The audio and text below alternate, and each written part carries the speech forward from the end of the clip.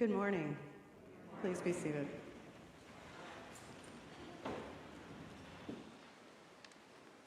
As a person who usually sits out there, I'm honored to begin a series of Advent meditations on embodiment up here.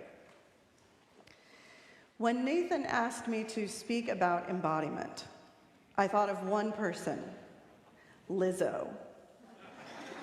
If that name isn't familiar, Lizzo is a singer and a rapper who rose to prominence over the last few years.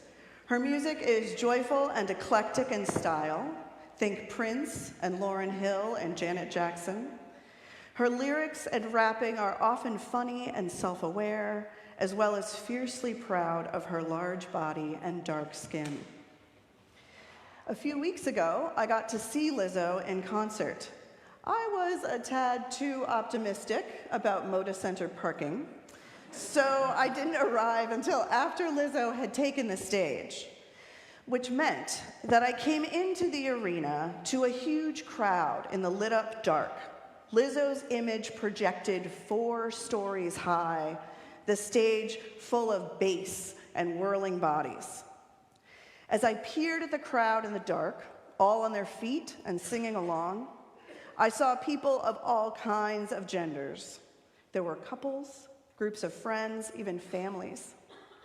In front of me, a woman helped her young daughter balance as she stood up on a seat to see. And the crowd was decked out in boas and sequins, as well as the usual Portland fleece.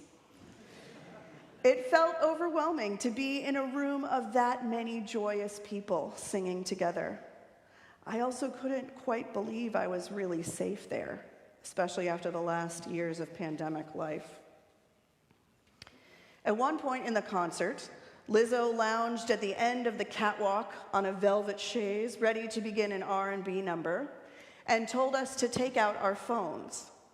Many of you might remember when people used to pull out their lighters at concerts and hold the flames aloft. The current equivalent is this. As her instruction moved through the crowd, people took phones from their pockets and flicked on the flashlights. Little by little, the darkness became notched with 14,000 stars from the ceiling all the way to the floor. And my first thought was, it's like the Easter Vigil. So obviously I am a born and raised Episcopalian and also not a big attender of arena shows. And the Easter Vigil is my favorite service of the year because it is Episcopal ritual at its finest. Fire, water, darkness, song and storytelling, and light. The slow approach of the Paschal candle down the aisle. The passing flames from one person to the next until the whole nave is lit from below. That sense of danger in juggling the candle through all those stories and chants, and that triumph when the organ tsunamis into the glitter of an Easter church. At the Lizzo show, it was the same collective light-making and awe at the pyrotechnics and shared grief and joy at the stories heard. To me, it felt the same. Though I confess many of my Portland friends might resist that comparison. I am a poet, and writers, especially poets, make comparisons like that all the time. The idea of a metaphor is that after you hear it, you think about both parts of the comparison in new ways.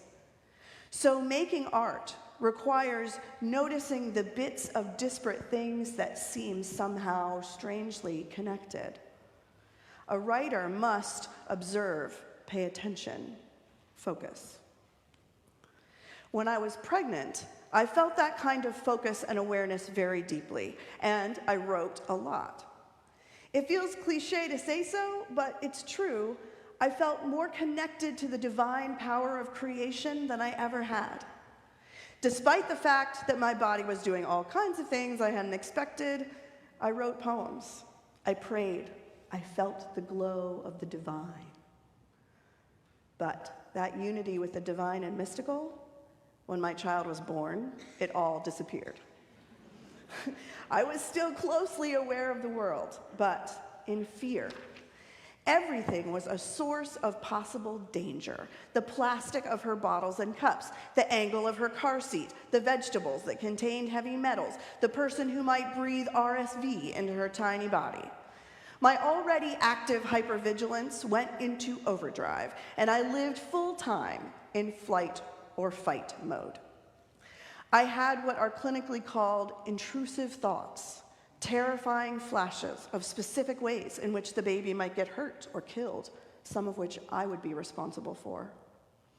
I was experiencing significant postpartum anxiety and depression.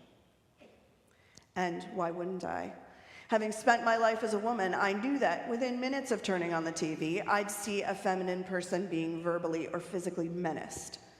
I'd absorbed how to dress so I would not provoke anyone's attention with the idea that I could stay safe that way. I knew already that the world was a dangerous place, and now I had to somehow protect my child from it as well. Not only that, but I was the mother of a daughter, and two after my second was born.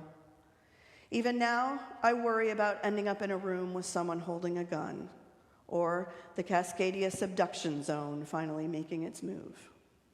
I look for the exits. I make plan after plan, trying to control the uncontrollable.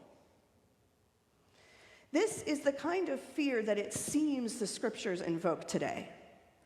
But about the day and hour, no one knows, neither the angels of heaven nor the Son, but only the Father. Then two will be left in the field, one will be taken and one will be left. Two women will be grinding meal together, one will be taken and one will be left. Keep awake, therefore, for you do not know on what day your Lord is coming. In other words, you better be ready, or God will catch you out. In my postpartum suffering, prayers to a God like that seemed useless, even offensive. The awakeness was what was killing me. How could a God like that help with intrusive thoughts, with panicked distress? I felt betrayed. So, in desperation, I went looking for a book. I went looking for a parenting book. There's so much parenting advice, I thought. Surely I could find one that addressed the swirling confusion of parenting a newborn, then a toddler, in a way that would make me feel like God was present. Do not Google faith-based parenting book, my friends. Do not do that. But somewhere in the midst of all the sexist sunrise-colored nonsense, I found Rabbi Danya Ruttenberg's book, Nurture the Wow.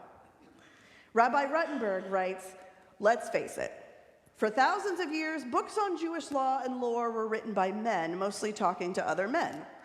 These guys were, by and large, not engaged in the intimate care of small people. Somewhere else, far from the house of study, other people, women, mothers, were wrangling tantrumy toddlers and explaining to 6-year-olds that they really have to eat what was on their plate. For most of history, the people who were raising children weren't writing books. This made sense to me as to why I felt shut out by the main voices in my own Christian tradition, most of whom were male. I traced Mary's words over and over. I tried to remember the tiny bits I'd heard about early Christian women like Mary Magdalene, like Thecla and Perpetua, saints like Teresa of Avila and Catherine, but it felt like an awful thin thread to hold on to. Rabbi Ruttenberg cautions, though, that it's not all a loss. She encourages parents to seek support in sacred texts, as she says, even though centuries worth of writing about what spirituality is and how to access it were developed by men who were often oblivious to one of the most transformative experiences a human can have, parenting, there are still a ton of great resources, frameworks, concepts, and lenses already sitting in the theological library of the ages. I hoped I could find solace by reading more deeply into my own tradition, the Christianity I've been trying to practice. I'm still hoping it's true. For example, in today's collect, we ask God to give us grace to cast away the works of darkness and put on the armor of light. Now in the time of this mortal life in which your Son Jesus Christ came to us in great humility. Well, there is nothing more humbling, I know, than living and aging in a human body. Having a woman's body in the world, let alone a pregnant body in the world. And my body is an acceptable size and shape. My skin is white enough. And still, I have been taught by the world that my body is dangerous, that it is unpredictable. People feel that it is their right to comment on this body, that they should help me control it. Women all over the world, let alone non-gender conforming people, are taught that our bodies are sinful, that they are ungodly. Thousands of people in Iran are risking their lives to say no to these things right now. Then why not just ditch it, this tradition, or even religion altogether? I've heard that question before. Why would a nice, well-educated woman like me, progressive, queer, stick around in a religion like this? In the end, it is the story of Advent to which I return, the story of incarnation. God showed up in a body, a human body, through a human body. God came out of a body like this one, can live in a body like this one. Humanness is not foreign to God, but a holy condition, good enough even for him. So yes, we could take the gospel reading as another call to be on guard, to push past our exhaustion, to continue sleepless, hypervigilant, on edge. But I invite us today to sit in another kind of anticipation that the human body knows, and that is the anticipation of birth. No matter where you are in your relationship to your own body, and no matter your gender, I invite you to imagine that waiting. You know that it will be an enormous amount of work, even that you will be in mortal danger. You cannot predict the ways your life will be transformed again and again because of this experience. You can pack the best hospital bag, buy all the right things, plan for different scenarios, but deep down, there is no way to truly prepare yourself, and you have to make peace with that.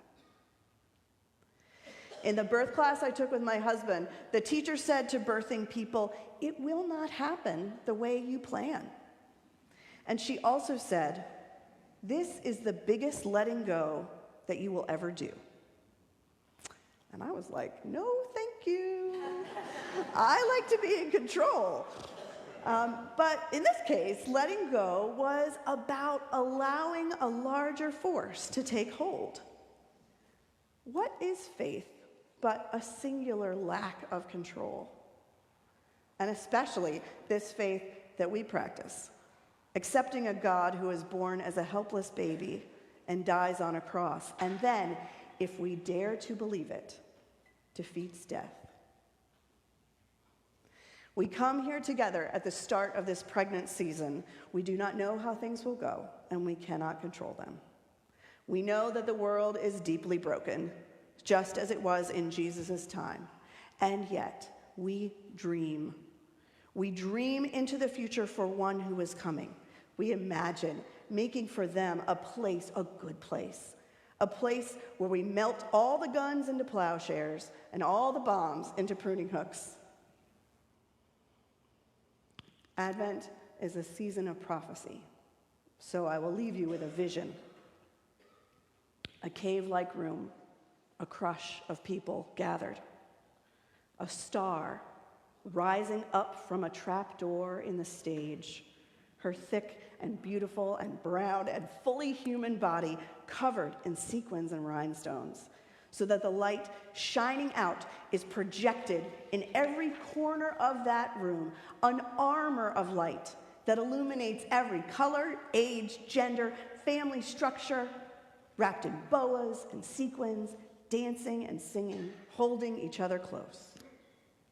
It is in that hope that we sing, O come, Emmanuel," or, in the words of the prophet Lizzo's greatest hit, "It's about damn time." Amen.